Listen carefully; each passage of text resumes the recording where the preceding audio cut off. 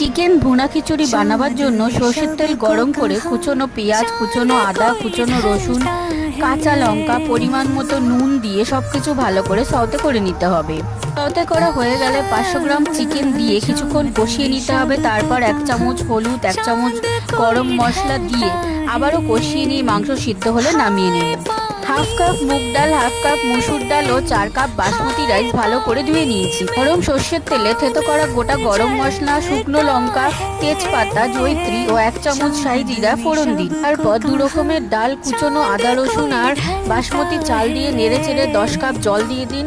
1.5 চামচ জায়ফল গুঁড়ো, 2 চামচ নুন দিয়ে কড়াইয়ের ঢাকা দিয়ে চাল সিদ্ধ হতে দিন। এবার একটা কড়াইয়ে 1 চামচ ঘি ও কুচনো পেঁয়াজ দিয়ে লালচে করে বেরেস্তা ভেজে তুলে নিন। রাইস 80% সিদ্ধ হয়ে গেলে চিকেন দিয়ে দিন। পরিমাণ মতো চিনি ও ভাজা বেরেস্তা দিয়ে কিছুক্ষণ কুক করে নিলেই ঝরঝরে ভুনা খিচুড়ি রেডি।